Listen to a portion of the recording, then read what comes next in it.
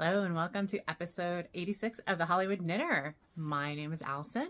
This is my vlogcast and I am recording from my home in Los Angeles, California on Sunday, December 8th, 2025. It is Sunday. Pretty sure it's December 8th. What's been going on, guys? It is December. We are into the holiday season, though it doesn't feel super holiday over here in Los Angeles. I think we hit 80 yesterday. Bit warm for this time of year. Oh, there was my cat. That was my cat knocking something over unintentionally because she feels she needs to sprawl right next to me. And so she knocked something over that I'll grab. Anyways, I put up my mini Christmas decorations yesterday.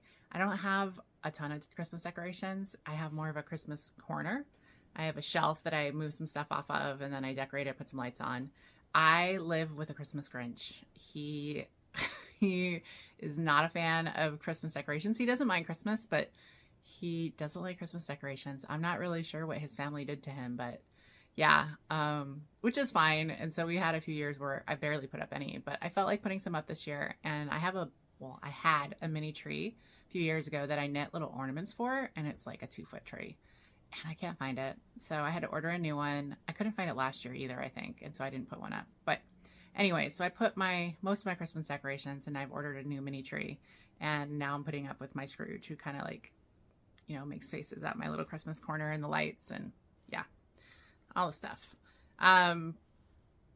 Christmas shopping, I've gotten pretty much all of it done for my family. I actually, buy it online and have it shipped to my mom, and then she wraps for everyone, and then my mom's gift goes to my sister. So all of those gifts are on their way, so I should be good there. I just have to get something for my partner, for the love of my life. I don't know. I have one thing, but I don't really have a good gift this year, and I really need to get on that because time is running out. And then I think some white elephant gifts, like we give like an adult gift at his family Christmas party, and I think we're gonna have one at work this year. So anyways, mostly done. We're not big gift givers at Christmas. I shouldn't say that. I like getting gifts, but I also, if I want something, I buy it for myself. So it's very hard for me to get like special gifts, and I really dislike collecting stuff.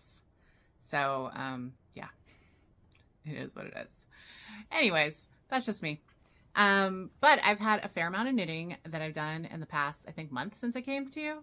And I wanted to get on early December so that I could share some of the stuff with you and then also get it all out of the way so that I could prepare my mind and my knitting for the new year.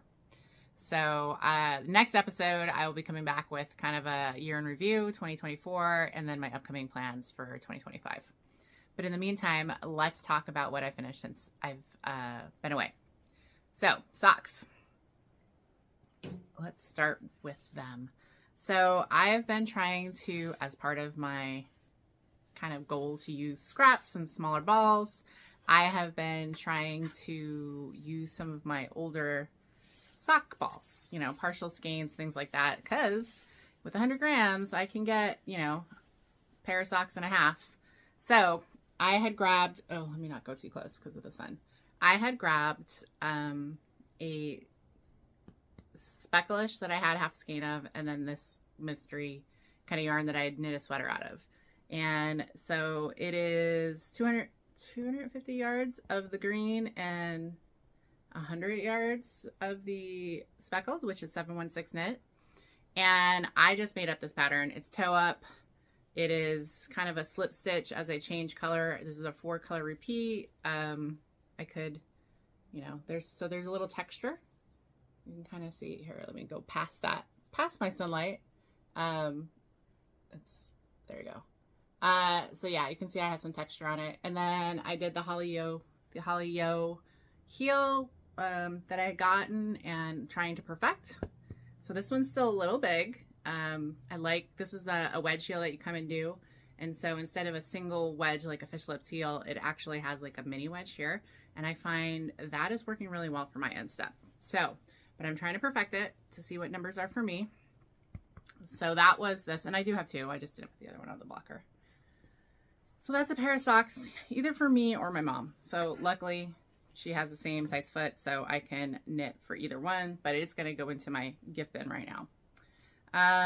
The other one I'll show you, because I finished another pair of socks just the other day that I cast on, and these were my purse knitting socks, and again using scraps that I wanted to. And so you'll actually see a theme for the green toe. There you go. So yeah, so this is the same green from the last sock. So it's like a mystery green. I call it mystery green because I think I know I got it off the spirit table at Knockers, and there was a bunch of it and I used it for something. So this is just a made up cabled sock toe up. Again, the Holly O heel. I think I really nailed it on this one. I got the numbers right. And then I just made up this kind of simple cable pattern. Of course, I made it more difficult on myself than I needed to. Instead of like having a regular stitch, so like, oh, I cross cables every 4 rows, like the small cables were every 4 rows, and then the big cables were every 6 rows.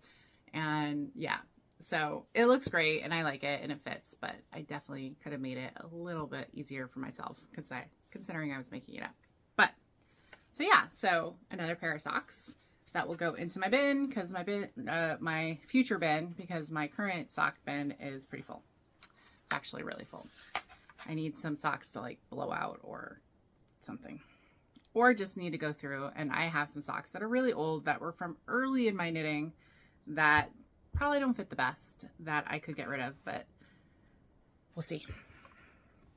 Okay, now we're going to talk about what I'm wearing. So I finished the Tan Tan by Yarn Gara, and this is a paid for pattern, and I started this in September, and in theory I brought it with me when I traveled in early October.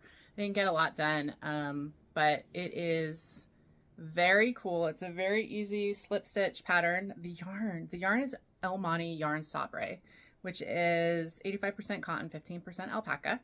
It is really light. It is really soft. It feels like it's going to be really hard wearing. And I had exactly 2 skeins of the gray and 1 of the dark gray. So I used every bit of the gray, this light gray, and I'm probably half an inch or an inch shorter than I would have liked, but it is what it is. I'm going to insert my standing video right here so you can see it fits really well. I went for, you know, kind of a not oversized fit. I love the yoke. It fits really well. As I said, maybe half an inch more would have done better for me, but again, that hitting the top of your pant line is kind of very in. I can't go crop. Like, I haven't willingly gone crop since my 20s, and I don't see that happening in my late 40s. But, you know, showing a little bit of skin occasionally as it's hitting right there would probably be fine. But yeah, so all of this was 2.1 skeins for me. I knit the 40 inch. Yeah, I think I knit the 40 inch bust. I'm like a 37 right now, so that's just a few inches of ease. And then the sleeves, and it's just, this slip stitch pattern is so easy and it looks so great, and I'm very pleased with it. So I actually have it on today, but I'll take it off after. There's Apple saying hi. So yeah, so loving it. I recommend the pattern. It was very well written. It was very easy. I love this yarn, this Sabre. I might have to get something else out of it. It's a fingering weight, but they might have some other weights. And I picked this up at Stitches West a few years ago, and I picked it up because I saw this pattern. There was a sample knit in this pattern, might even been the exact colors. And so I actually followed whatever the recommendations are from the card from that store. And in actuality, I think I should have had 1 more of the gray, but I made it work, and that's all that matters. I made it work. So Tan Tan, 1,000 yards or 900 yards or so, and I have a cute t-shirt. The other 3 things I finished are all charity hats that I'm doing to try to get rid of things. I mean, use up things, not get rid of things. That's the wrong term. All right, I'm going to show you. I don't think I showed this. Oh, my head. So years ago on eBay, I bought a head so that I could take pictures of my hats and stuff like that. So I was just taking FO pictures before I got on the podcast, so I thought I would show you. So this is a, here, let me show. Oh, look, it actually looks good in the sun. You can see the cables. This is a cabled hat. It was going to be the October hat by somebody, but I ended up not really doing that. It was inspired by Let's Go With by Sloan Rosenthal, which is a free pattern. But I changed it pretty significantly because I originally cast on the 120 with the Karen and it was big on my head and I have a big head. So I went back down to 100 stitches, but then the cable pattern and her pattern was 120 stitches and I couldn't figure out a way to increase where it flowed. I wanted it to flow into the hers did flow from the cables into the cable pattern.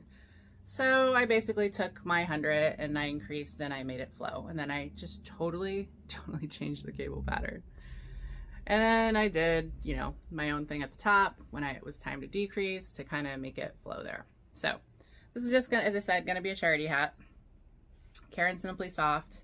I used, I don't know, about 2/3 of the ball, which is good. This is some of the yarn that I had in my stash forever and want to get rid of because it's some of my oldest stash from 2017.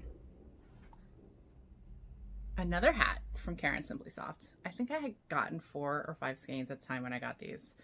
And I'm not Karen Simply Soft hater at all.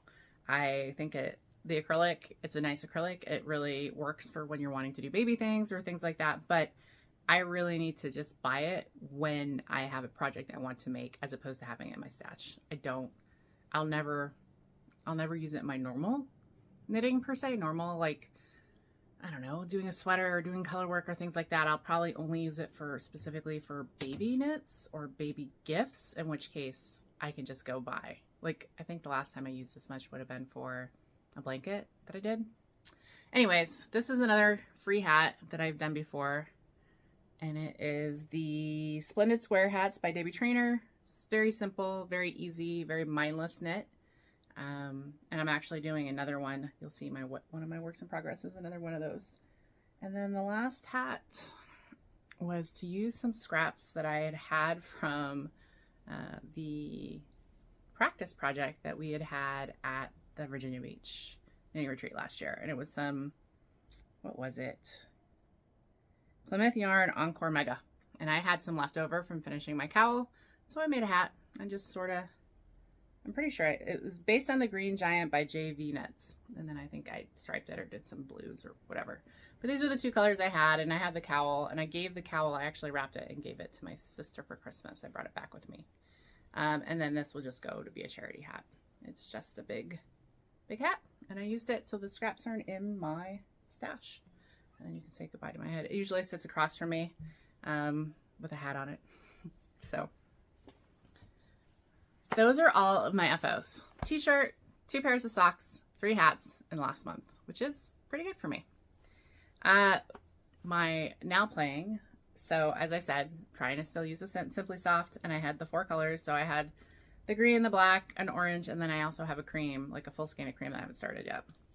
So this is going to be the Splendid Square hat again.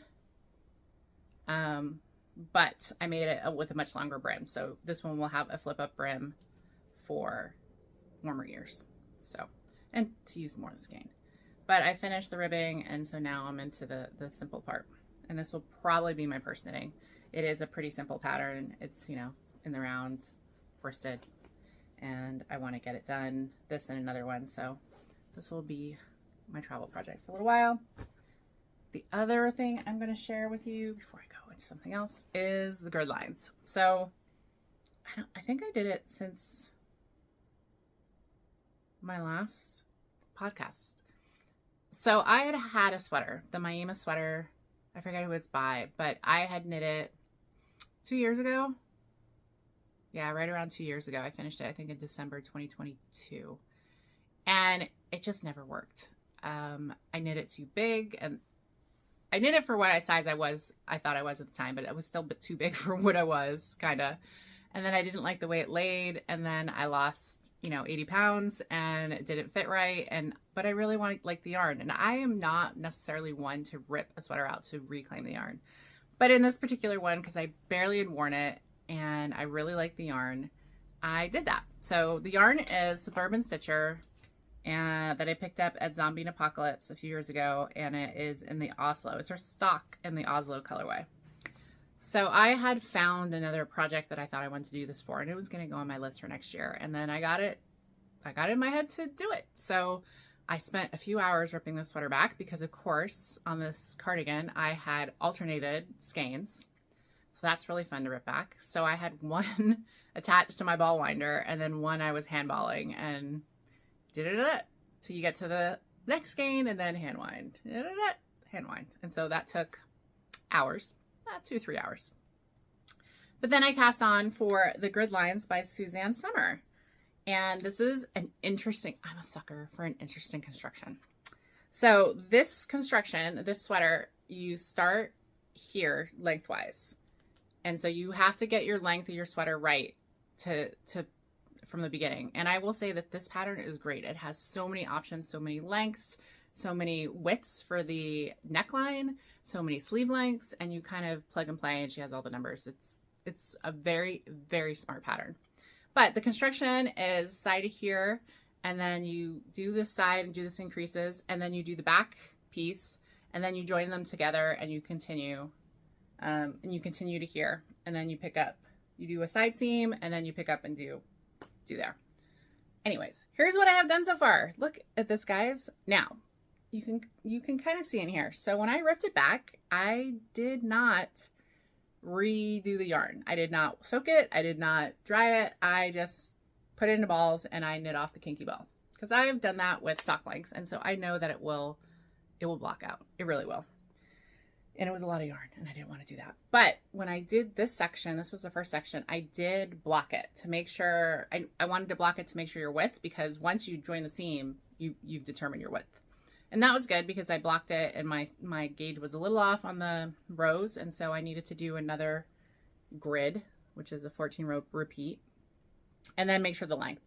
And this length is, again, probably like my Tantan, just that trying to get used to wearing that shorter length, but it is, and it was what I was going for, because in this I figured I could wear like a longer t-shirt or something under it. And yeah, so you do that, and then you pick up here and knit this way, same thing, pick up on the back and knit that way, join it, go back, and then you pick up and do the sleeve, of which I am doing right now. And it is a skinnier sleeve. I did the medium neckline, and I've actually already picked it up. Now, as I said, I've only blocked half of the sweater. So the other half, this half is blocked, and you can't see with the sun, sorry. This half isn't, so it's like kind of more wavy and kinky. And you can really see it at the bottom. Like, look at the difference in the length. This is the block side, this is the unblocked side. But I'm really excited. It is going really well. It was really easy, this grid line, and it kept me interested. So I knit a body of a fingering weight sweater in like 2 weeks. The sleeves are mindless. They're not necessarily taking me longer. I'm just, doing other things. But I have a goal of finishing this before Christmas. So I still have 2 weeks, and I just have the sleeves and a blocket. And I still have, so I used most of my ball yarn because I wanted to use it. This is the skein I have, and then I have a few tiny balls in here from when I had to rip it and rip it back. And then I think I actually have some yarn of this I hadn't even used in the original sweater. So if I need more, which I don't think I will. So yeah, this is the grid lines. The construction is so cool. It is scary that you have to get your length right from the beginning. Kind of, but you can measure that. So you measure from here to here and know that length for yourself and block and know that. And then the width. But yeah. But I'm loving it, and I'm doing such a great job. Where can you see? You can't see like where I picked up. You can't see, like, I'm just doing a great job on this. And I love this kind of neutrally speckly sweater. So super happy with the grid lines. So I have that, the hat, and then a pair of socks. So Advent. I did Advent. Some Advent. So I got I got 3 Advents. One is the Woolens and Nosh Advent socks, so it's like the equivalent of a pair of socks. The other one is the Fiber Nymph color, Year of Color, and that's because Lisa, who is the owner of Fiber Nymph, I have gotten her from previously, and she said this was her last year doing it, and I really like Lisa. And when I show them to you, you'll see why I got those. I'll show you the first, you know, the ones I've done so far. And then I was inspired by the Knitistry podcast, 2 ladies out of, I think, South Carolina, and they showed this Firefly stitch marker one. Now, I'm not usually a stitch marker girl, but I got it. So let me show you first my Woolens and Nosh, or at least through yesterday's, and I'm not going to show you. So Woolens and Nosh comes in this cool little bag, and it comes with the gray mini outside of it, and then this is closed, and you never have to look inside, and it's 2 50-gram balls. I am doing, so you cast on with the mini or with the socks, however you want to do it, and you pull, and then you stop when you get to the contrast colors. So if you don't want to see this, turn away. But this is the first 7 days. So I'm on the 8th. I have to do the 8th today. And I love them. Love them. So here is the sock. So this is the contrast, and she sends 30 grams of these. And then you knit, and then once you get to this, to the same color, you stop for the day. And so I'm knitting these socks. These are actually for my boyfriend, because I did go back and look at the other Advents, and there are, in her 50 grams, there are usually 2 12 color repeats. So I'm going to do a 12 color repeat with him, hopefully. It may end up being shorter socks than usual for him, but we'll see. These are 72 stitch socks that I'm doing on US zeros, actually, I think, or ones, I think. But anyways, I'm loving the colors. It looks very stained glass to me, and it's very cool. So, and I'm doing 2 socks at the same time. So I should be finished with these. I will be finished these by Christmas, and maybe he'll wear them for Christmas. We'll see. I'm not sure what heel I'm going to do. I'm thinking I'm going to try the Holly Yo kind of wedge heel for him, and see how that goes. So yeah, Woolens and Nosh is my 3rd whip I have going on. Now, I'm going to show you my Advents.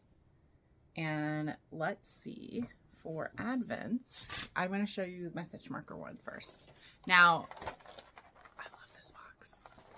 And I got to pull the tin, which is what my cat knocked over. And my cat is over there knocking stuff. So this is the Advent, and it comes with the doors. And then this is the tin, the holding tin it comes with, which is great. And it is the stitch marker Advent calendar. It's like, oh, for friends. And I'm going to open day 8 with you, just so you can kind of see. It's so cute. And it, ooh, this one, okay. So this is how she does it. Let's see if I can block the sun. There we go.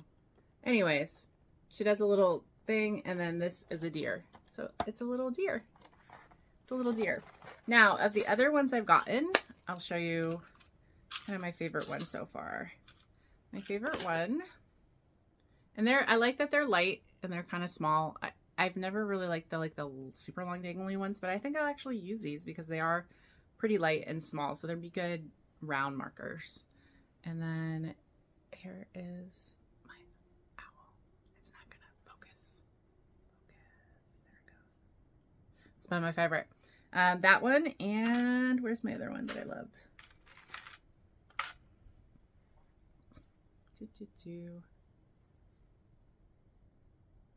Little mushrooms. So yeah, so I got a deer today, and we'll see. So I'm enjoying it. I know other people, and it's kind of not a Christmassy Advent in terms of the theming, and so I know that she probably, there's some places that have it, and if you want Advent for something else, it's pretty cute. And the tin is pretty cute. All right, and then the other one I did, as I said, is Fiber Nymph. And she has them individually wrapped, and I'll show you 8 in these little bags, and they came. And each day she has a card, and it's about the year of color.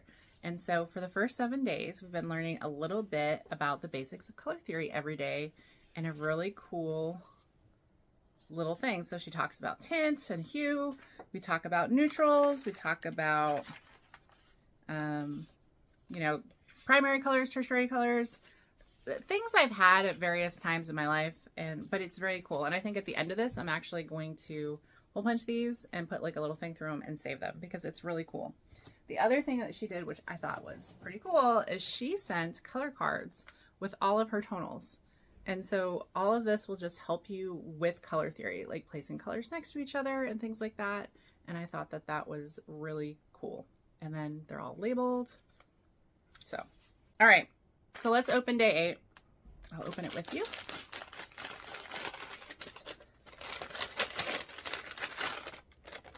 Some days there's little stitch markers and stuff in it. So today it's all about contrast. Contrast between color choices is especially important when planning projects such as strand and color work. And so she talks about the tip of using your phone and grayscaling and this, you know, so that you can see the contrast between colors. Very interesting. And then my color today is green. Color notes. Green comes from Old English for the color of living plants. Today's association is highly related to plants, green thumb, and then metaphysical represents feelings of balance, vitality, and healing. Now, I definitely think we're going through it. So I want to show you all of the colors to date and why I love this one. I'm going to try to put them in the order that they've been coming. All right, so the first 7 days. So purples, blue, and then into a teal. And now with the green, I'm obviously moving into the greens. Now, what I really like about this one is you can see that they're all pretty much tonals or semi-solids, which will be so useful for socks, for color work. I will use these as opposed to the really nice Advents that do, you know, dyed colors. And I have some of those, but they're harder to use, you know, versus, you know, semi-solids. And these will be heels, these will be toes, these will be color work and sweaters. These could be a really cool thing. So it's one reason I really liked her. So I got her 3 years ago, and she did the same where it was tonals and all her different, I got it in all her different bases, and I've been using them for projects. So yeah, those are my Advents as I'm counting down. I had to take a quick break, blow my nose. I'm not sure what that's about. Hopefully nothing beyond just I sneezed and there's dust in this room. What else was I going to share? So that is my knitting and stuff so far. And what's been happening. Next part is what's been happening in my life. I went to the theater. I went and saw Back to the Future. It was a fun musical, very kid-friendly, and it was made even more fun by, we had some kid groups. So it looked like elementary kids, and then we were sitting right in front of some high school kids, and their reactions as you go through, it made it. It was a very fun musical. It was very enjoyable. I wouldn't say it is groundbreaking or anything. I mean, it's based on Back to the Future, the movie, but it was fun. What else? Then we have LAFC, the MLS local team. Unfortunately, they did not make it all the way. They made it to the semifinals and then proceeded to lose. And so we went to a few of those games. I'm just looking down and I just lost my...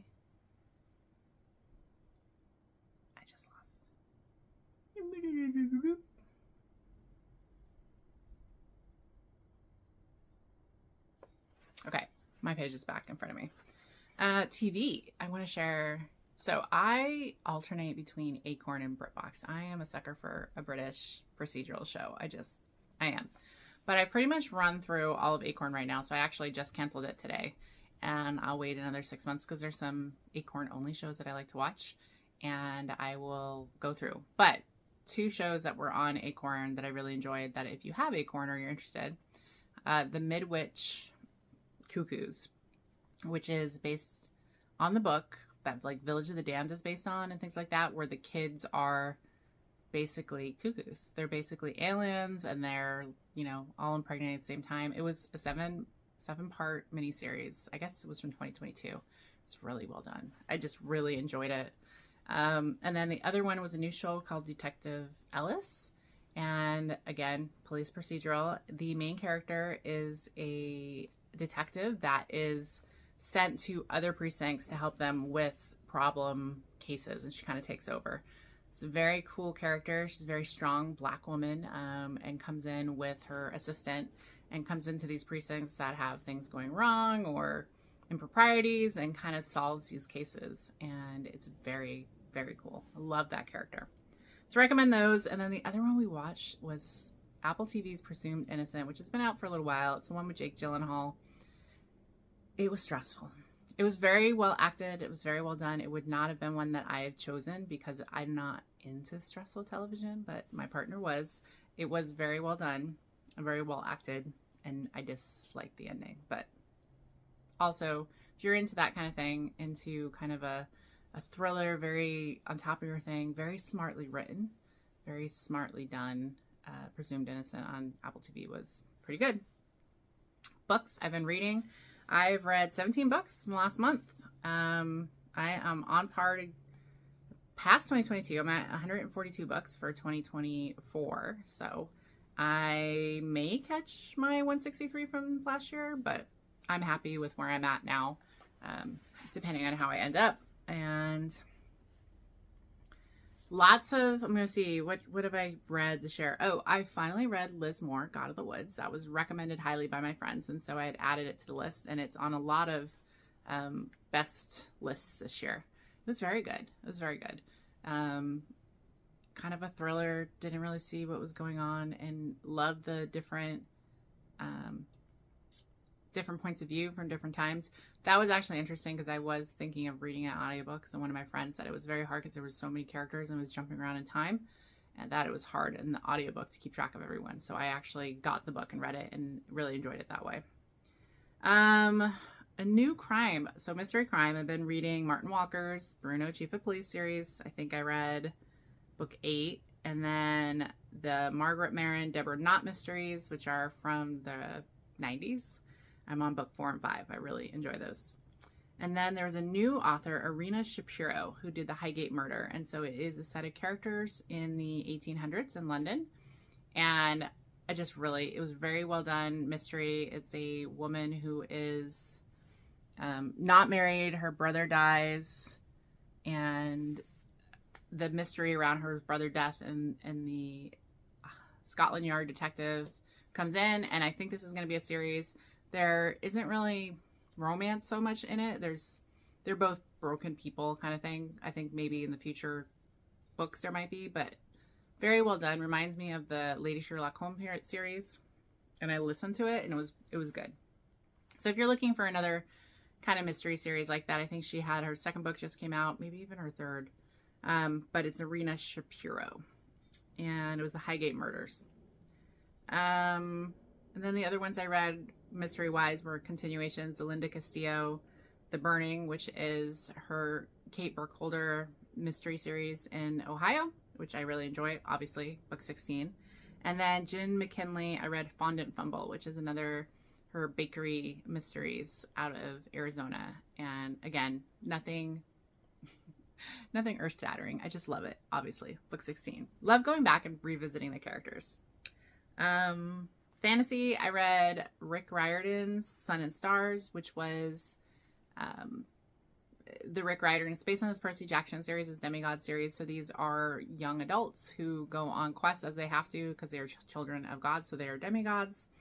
This was his first kind of foray into a male-male relationship, and it was very well done. And what I definitely appreciated, I read afterwards, he said he actually co-wrote it with someone who was an LGBTQIA author because he wanted to be very true to the relationship you would have as these young adults. And it really kind of shined through. It was really good. I mean, I'm a sucker for, they went to the underworld because one of them is the child of Hades and all of those gods. And I was always a sucker for that kind of stuff. What else did I start? Sean McGuire. I read her Encrypted and her October Day series, and she has another series of young adult, kind of, I would say preteenish books, and she's like on book 10, and so I love everything she writes, and so I started reading the first one, and it's very interesting. It was, what was it called? Every Heart is a Doorway, and basically it's a school for kids who have gone through the doors and had to come back into this world. So like Alice going through the looking glass,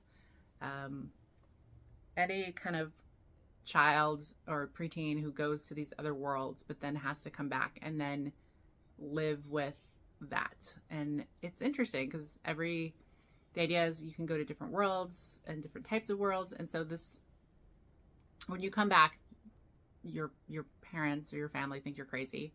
You start to think you're crazy. You may want to get back, you may not. Most of the time these kids want to go back. There was some reason that they were pushed out of these worlds or whatever, and doors may open again or not. But this woman finds them and brings them to the school where basically they're believed. And so they go to the school while they're figuring out, what do you do after you come back and you're, a teenager, and this amazing thing has happened to you, and how it's changed you. And yeah. So apparently this is a series of books about probably these kids, focusing on different kids in different books. And I read the first one, and I think there's 10 of them. So definitely recommend that series. As I said, everything she writes is great. So if you're looking for a great fantasy series, the October Day and the Encrypted series are really good. Other than that, I read just some fluffy supernatural romance books. Started Molly Harper, which is Get Stuff Done, book 1. So that was a new series for me. Dakota Cassidy's an ongoing one. I read her Accidental AF. It's an accidental series. It's like book 22. And again, it is super fluffy, stupid, and I love it. And then Small Town Big Magic by Hazel Beck. These are just new most of them, I think I must have been looking at like Witch Paranormal series and recommendations, and I just added all these. So yeah, so that's what's happening. That's all I got for you today. I have upcoming travels. I'm planning my 2025. So far, I'm going to see my girlfriend in Cleveland in January. Midwest in January is not my ideal, but she guilted me a little because I didn't go see her and the kids, my godson, last summer. So I had a long weekend from the holiday, and so I'm going to go to Cleveland in January. And then I'm going to the Virginia Beach getaway with my friends in February. And then my boyfriend and I are going to our annual trek to WonderCon, which is a comic book convention or popular culture convention in Anaheim. Spend a weekend there, and the Northern California Knitting Retreat up in Northern California in April, Zombie and Apocalypse in Minnesota in June. And then my college friends and I are having our girls' weekend trip. We're doing Santa Barbara this year in early October. And then I am going to Hohi's retreat in Buenos Aires with my mom. There might be I know there's going to be a few other trips. I got to add some family trips. My mom is turning 70 this year, so we're talking about what we want to do with her. There might be some other things, but a lot of these are just my normal trips that I do. And then I got to throw a few more in there. So yeah, so I'm happy with that, and I'm happy with how everything is going. I am trying to get through December. It is tough.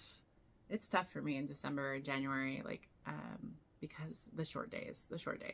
I need to get out and walk. I need to get out and hike, and it is hard during the week when you work. If I get to go to work in the dark and I come home in the dark and that stuff. So I'm trying to give myself a little grace. I'm trying to walk more at work, which I can do a little bit more during the day. And just trying to stay active and get through the doldrums of the season and get through Christmas. Not get through it. We won't have too much Christmas. We only have plans to go to his family's, which we do on Christmas Eve. They do the overnight. So we get there 9 p.m. and we're there till 4 in the morning. And then that should be good. Christmas is a little odd this year, being on a Wednesday. Time-wise for work, I think I'm going to take some time off before Christmas, go back until New Year's, and then take the few days after New Year's off. That's what I think I'm going to do. Not because I needed to or going anywhere, just because it's a slow time of year. It's a great time to take some time off, some me time, some whatever. And that's kind of it. So, as I said, I will be back to you guys in late December, early January to share my recaps, share what's been knitting, share my upcoming plans. I did a fair amount of yarn buying this year for like sweater quantities, so I need to really figure out what I'm going to be casting on next and go from there. I would show you Apple. Apple is found the sliver of sunbeam in this room, and she is all in it. And we'll see if she stays there.